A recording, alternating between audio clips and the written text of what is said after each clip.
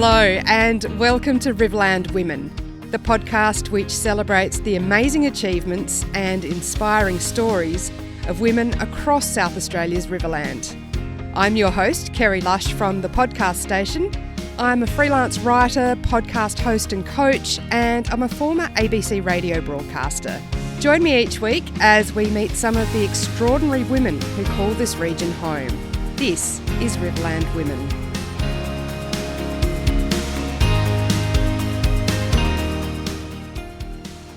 Dr. Heather Neely's career as an ecologist began in the mining industry in Queensland, but it didn't take long for her to realise her true passion lay elsewhere. 6 years ago, she and her family moved to the Riverland, where she took up a position at Calperum Station near Renmark. Heather has recently been awarded a grant of almost $500,000 to continue her research on the property, where she's looking at how to best restore and protect Eucalyptus Mallee, which is home to many threatened species. But aside from being an ecologist, Heather has many strings to her bow, including being the author of 2 children's books. This is Heather's story. Professionally, I'm an ecologist, which is the study of plants and animals and how they interact with their environment, for people that don't know about that. I'm also the mother to 3 girls, and I'm a relatively new resident to the Riverland, but have put roots down here and will be staying for a while. How did you end up in the Riverland? It's been a bit of a journey to get here. I actually grew up in Adelaide, and I spent part of my childhood in Adelaide and in the Flinders Ranges, but I didn't really know much about the Riverland at that time. Don't have any connections to the Riverland. So I did my high school there. I did my university there. So I studied a Bachelor of Science. And when I was finished university, I was ready to get out of there. So I wanted to go somewhere different, experience something different. And I ended up in central Queensland. So in a small town called Moranbah. It's about 200 k's west of Mackay.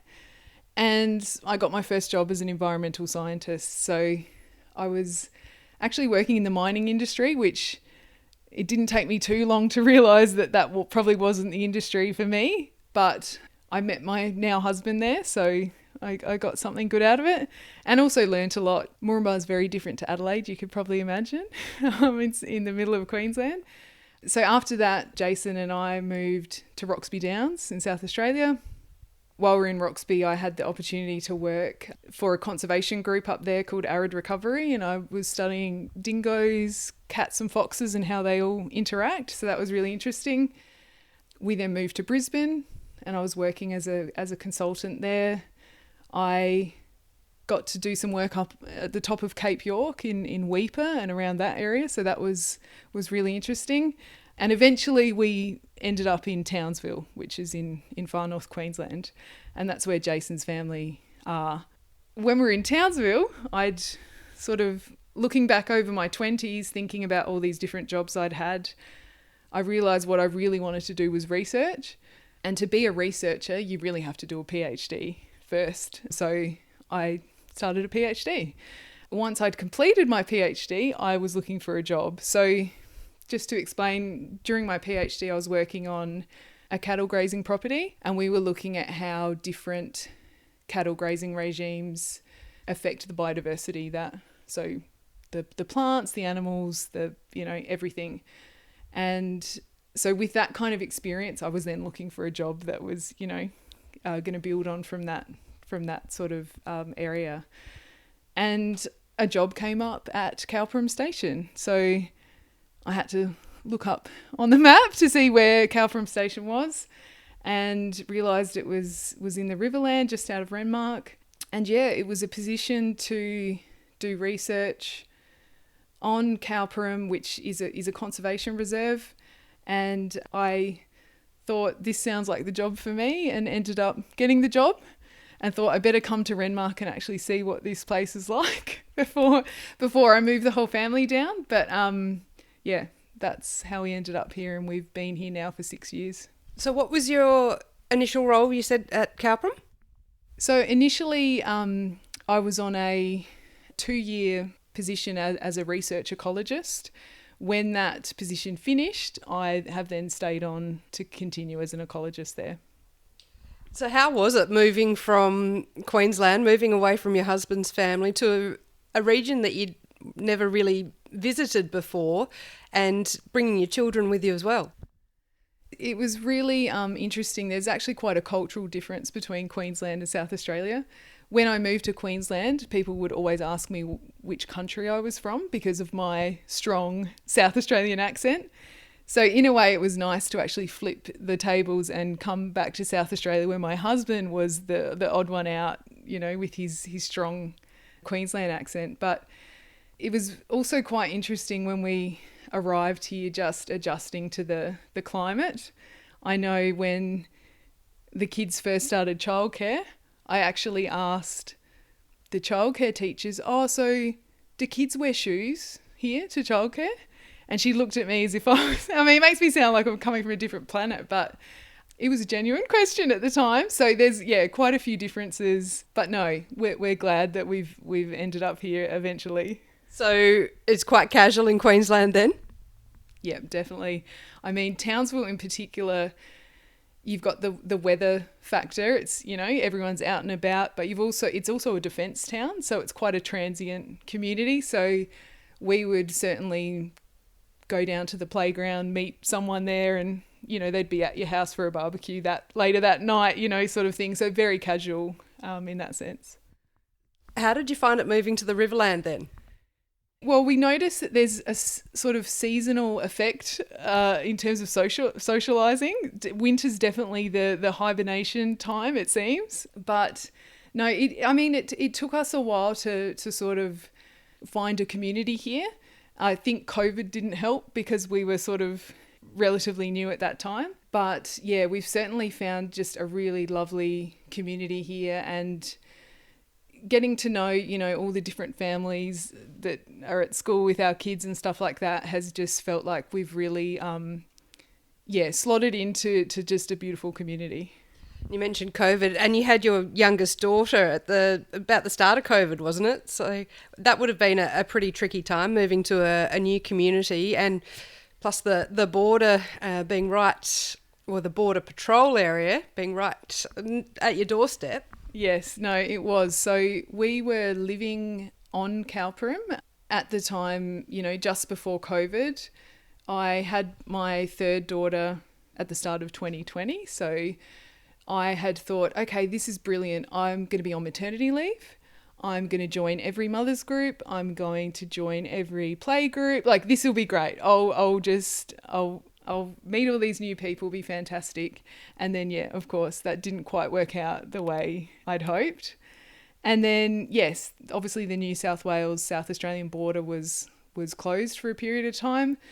And Calperum Station, although it's not on the border, was close enough to the border and had a nice area to set up the border checkpoint at. So unfortunately, the driveway into Calperum was just the other side of that checkpoint. So any drive into town or back out to Calperum involved us going through that border checkpoint. So, sometimes 4, 5, 6 times a day, they certainly got to know us. And then, of course, when the shift changed, we had to reintroduce ourselves again. I'm hearing you, it was the same with us. Yeah, even though we were still in South Australia, still had to go through the checkpoint every day. So no, it was certainly interesting times indeed. How has your role at Calperum changed since those early days, and I guess what's ahead for the future? So actually only just a few days ago, things have changed a bit for me. So after trying for a few years to get funding, I've just found out this week actually that I was successful at getting a 3-year fellowship. This is funding that comes through the Australian Research Council. So what it allows me to do is devote 3 years full time to just purely doing research. And having now been at Calperum for 6 years, I've kind of got this really good foundation, this really good base to now be able to spend another 3 years answering some of these research questions that we've been thinking about for a long time and trying to answer. So what are some of those questions? So it's all around the most effective way to do ecological restoration. So basically, Calperum was previously a sheep station, and was purchased in the mid-90s to then be converted into a conservation reserve. And so along with that, we've got various legacies, I guess, of livestock grazing, and then we also have various issues around, feral animals that have been introduced and things like that we need to try and manage. And the aim overall is to try and restore and conserve all the different plants and animals that live in that ecosystem. So the work that I'm particularly going to be focusing on with this new grant is actually looking at the Mallee community. So I know people love the river and everyone spends a lot of time on the river, but I have to say the Mallee is really the ecosystem that I love the most. And so I'll be working in the Mallee, and our goal is really to try and work with industry partners, so other practitioners in that conservation kind of area, to try and help them solve problems that they're having and do more effective restoration. So is ecology something that you'd been interested in as a young child? What piqued your interest? As I mentioned before, I mainly grew up in Adelaide, but we did live in the Flinders Ranges for a few years as a child. And I feel like that few years really made me interested in ecology. I remember walking around with my dad, going camping, and just sort of always wondering, why is that tree there? Or why is that bird doing that? Or why is this lizard living under the leaf litter instead of on the tree? Or, so wanting to ask all those questions and find out the answers to these kind of things. And so that really, I think, just was a really formative period in my childhood. My dad is actually a geologist, so I think some of that, there might be some genetic elements to the science side of it. But yeah, ever since then, that's really just been the career pathway that I've focused in on, and still loving it to this day. How did you manage your PhD with children and extra study and all of that along the way? Yeah, so that was interesting. When I started my PhD, I had a 2-year-old, and then I had another child during my PhD. So look, what doesn't kill you makes you stronger. No, so yeah, obviously having a very supportive family, a very supportive husband who, could juggle that child caring role, and our in-laws in Townsville, that was really key. The good thing about a PhD is it often is really flexible. So, if you can manage yourself and manage your own time, that can sometimes work. The really hard bit in my field is you're often going away to do field work and stuff like that. So my field site was, about 3 hours away, and I would go there for, 2 weeks at a time. So yeah, it was, in hindsight, you kind of forget all the really hard times, but yeah, it was a juggle. And I guess, yeah, at the end of the day, having that support is really just the key. You can't do it without that. And just quietly, 2 weeks away out bush with no kids would have been quite nice now and then too. Yeah, look, to be honest, I remember the first night away where I had 5 hours sleep in a row, and I just remember thinking, this is brilliant. I feel amazing. And I was working with a lot of uni students who were sort of in their early 20s, and they were complaining about, having to get up early, but I was just loving it. So it gave you a good balance. Yeah, for sure. Yep. Now, I also understand you've written a book. I have, yes. Tell me a bit more about that. So I've actually written 2 books, Kerry. You didn't do your research properly. No, I didn't.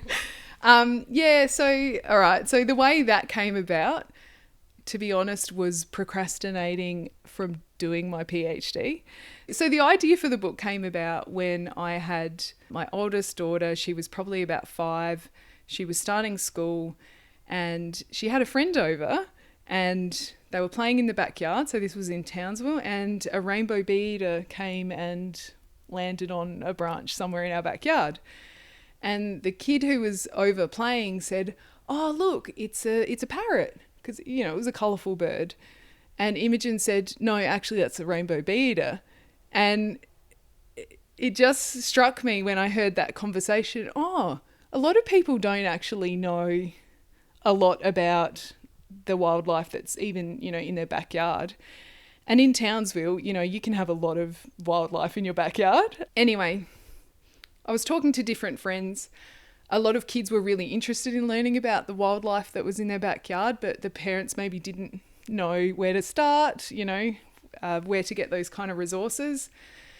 And so I was fortunate enough to get some funding from the Queensland government, and it allowed me to actually develop a book called Who's Making That Noise?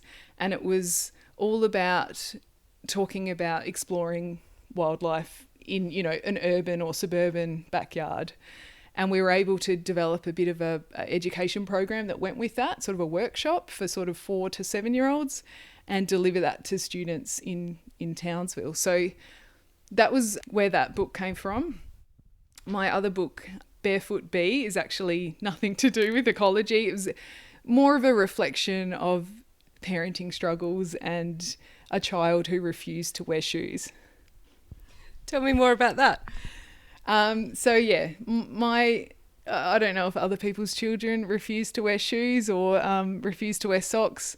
We had lots of struggles with various clothing items. But yeah, Barefoot Bee was just a bit of fun. And it was, discussing the struggles that parents have with their children, and a child that was a little bit too clever and actually ends up outsmarting her parents. Based on a true story? Yeah, I can't say, but you can join the dots. Where did that book go, or how was that received? Yeah, no, it was well received, I think. So it was published in 2018. But yeah, I've heard from lots of people that they enjoy the book and they relate to the content. So was that a self-published book? No, so that was the first Who's Making That Noise was self-published, and the second one was actually I submitted to a publisher and they wanted to publish it. So then they organised, you know, an illustrator to actually illustrate the book. So it's beautifully illustrated by Ruth DeVos. Yeah, and that's how that all came together. So is it still in circulation? Can people buy it, look it up and buy it? Yeah, I think they can for sure. Yeah, it's somewhere out there. If you Google it, I'm sure you'll find it. So what's next for Heather, both professionally and personally? Well, look, I think I'll be pretty busy, at least for the next 3 years, working with this new funding that we've just received. Personally, I'm, you know, thick in the season of raising children. So that certainly keeps us busy with all the different sports and things that they get up to.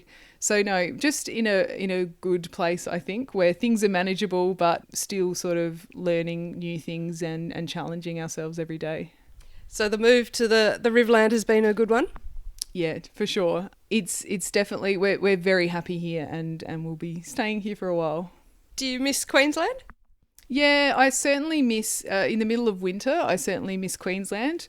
There's lots of beautiful things about Queensland, certain noises that you miss, you know, the different bird calls and the diversity of birds and things like that, you know, we miss a little bit. But, you know, equally, there's a totally different environment here and equally enjoyable. And I guess being closer to your family as well. Yeah, I should probably mention that, shouldn't I? Yeah, no, being in South Australia is closer to my family in Adelaide, so that's been nice to be able to spend more time with them. Well, Heather, thank you very much for joining me on Riverland Women. My pleasure, thank you. That was Dr. Heather Neely of Renmark. If you'd like to purchase Heather's books, you can contact her through Facebook Messenger at Neely Writes. You can also follow Riverland Women on Facebook and Instagram, or subscribe through your podcast listening app of choice. Thank you for listening to Riverland Women.